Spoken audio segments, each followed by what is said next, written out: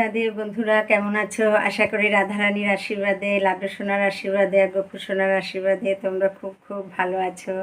আমিও খুব ভালো আছি। আজ তোমাদেরকে শ্রীমদ্ ভাগবত গীতার 7ম অধ্যায় বিজ্ঞান যুগের 25তম শ্লোক পাঠ করে শোনাবো। তম শ্লোক। ন অহম প্রকাশ সর্বস্ব যোগ মায়া সমাবৃত মোর আম ন অভিজানাতি লোক মাম অজম অর্থাৎ গীতার গানে ছিল প্রভুপাদ লিখলেন, উপরোক্ত মূঢ়লোক নাহি দেখে মোরে, আমি যে অব্যয় আত্মা অজর মোরে। আমি মূঢ় ও বুদ্ধিহীন ব্যক্তিদের কাছে কখনো প্রকাশিত হই না। তাদের কাছে আমি আমার অন্তরঙ্গা শক্তি যোগমায়ার দ্বারা আবৃত থাকি, তাই তারা আমার অজ ও অব্যয় স্বরূপকে জানতে পারে না।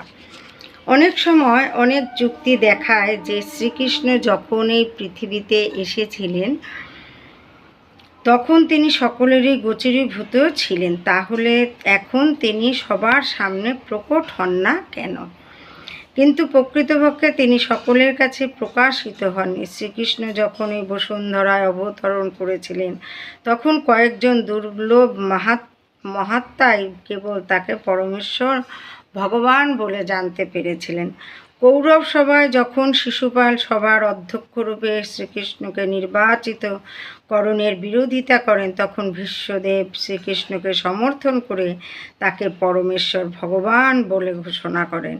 সেই রকম পঞ্চপাণ্ডব আদি কিছু সংখ্যক মহাত্মাই কেবল তাকে পরমেশ্বর ভগবান রূপে জানতে পেরেছিলেন, সকলে পারেনি। অভক্ত ও সাধারণ মানুষের কাছে তিনি প্রকাশিত হননি। তাই ভগবদ গীতাতে শ্রীকৃষ্ণ বলেছেন যে তার শুদ্ধ ভক্ত ছাড়া আর সকলেই তাকে তাদেরই মতো একজন বলে মনে করেন। তিনি কেবল তার ভক্তদেরই কাছে সমস্ত আনন্দের উৎসরূপে নিজেকে প্রকাশ করেছিলেন, কিন্তু অল্প বুদ্ধিসম্পন্ন অভক্তদের কাছে তিনি নিজেকে যোগমায়ার দ্বারা আবৃত করে রেখেছিলেন। শ্রীমদ্ ভাগবতে কুন্তী দেবী তার প্রার্থনায় বলেছেন যে ভগবান যোগ মায়ার যবনিকার দ্বারা নিজেকে আবৃত করে রাখেন, তাই সাধারণ মানুষ তাকে জানতে পারেন না। যোগমায়ার আবরণ সম্পর্কে বলেছেন যে হে ভগবান, তুমি সমস্ত ব্রহ্মাণ্ডের প্রতিপালক, তোমাকে ভক্তি করাই হচ্ছে পরম ধর্ম। তাই আমি তোমার কাছে প্রার্থনা করি যেন তুমি আমাকেও পালন করো। আমার অপ্রাকৃত রূপ যোগমায়ার দ্বারা আচ্ছাদিত ব্রহ্মজ্যোতি তোমার অন্তরঙ্গা শক্তির আবরণ। কৃপা করে তুমি তোমার এই জ্যোতির্ময় আবরণকে উন্মোচিত করে তোমার সচ্চিদানন্দ বিগ্রহের দর্শন দান করো। ভগবানের সচ্চিদানন্দ বিগ্রহ তার চিন্ময় শক্তি ব্রহ্মজ্যোতির দ্বারা আচ্ছাদিত এবং এই কারণেই অল্প বুদ্ধি সম্পন্ন নির্বিশেষবাদীরা ভগবানকে দেখতে পায় না। শ্রীমদ্ ভগবতেও ব্রহ্মা তার প্রার্থনায় বলেছেন যে হে পরম পুরুষোত্তম ভগবান, হে পরমাত্মন, হে সমস্ত রহস্যের স্বামীন, এই জগতে আপনার শক্তি ও লীলাকে হিসাব করতে পারে। আপনি সর্বদাই আপনার অন্তরঙ্গা শক্তির বিস্তার করছেন, তাই কেউই আপনাকে বুঝতে পারে না। বিদ্বান বৈজ্ঞানিকেরাও পণ্ডিতেরাও এই পৃথিবীর ও অন্যান্য গ্রহের সমস্ত অনুপরমাণুর হিসাব করাতে পারলেও কিন্তু তবুও তারা কখনোই তোমার অনন্ত শক্তির হিসাব করতে পারে না, যদিও তুমি সকলের সামনে বিদ্যমান। পরমেশ্বর ভগবান শ্রীকৃষ্ণ কেবল অজই নন, তিনি অব্যয়ও। তার শ্রী বিগ্রহ সচ্চিদানন্দময় এবং তার সমস্ত শক্তি অক্ষয় অব্যয়। রাধে রাধে। আজ এই পর্যন্ত, আবার আগামী দিন পাঠ করে শোনাবো। এখন গীতা মাহাত্ম্য পাঠ করব।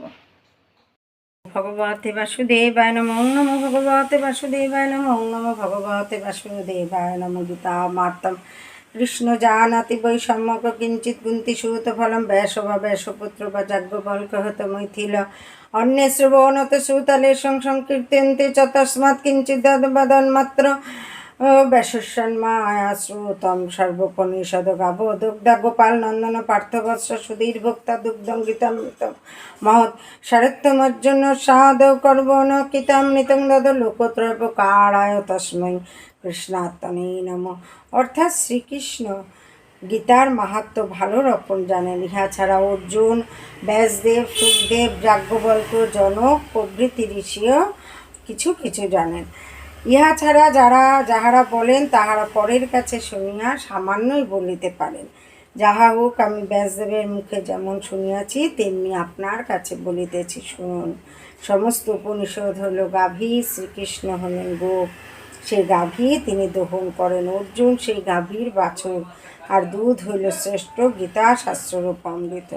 শ্রীকৃষ্ণ অর্জুনের সারথীর কাজ করিয়া সেই গীতারূপ অমৃত তিন জগতের উপকার করার জন্য প্রথমে দিয়াছেন। সেই শ্রীকৃষ্ণরূপ নর ব্রহ্মকে প্রণাম করি। রাধে রাধে রাধে রাধে। আজ এই পর্যন্তই। রাধে রাধে।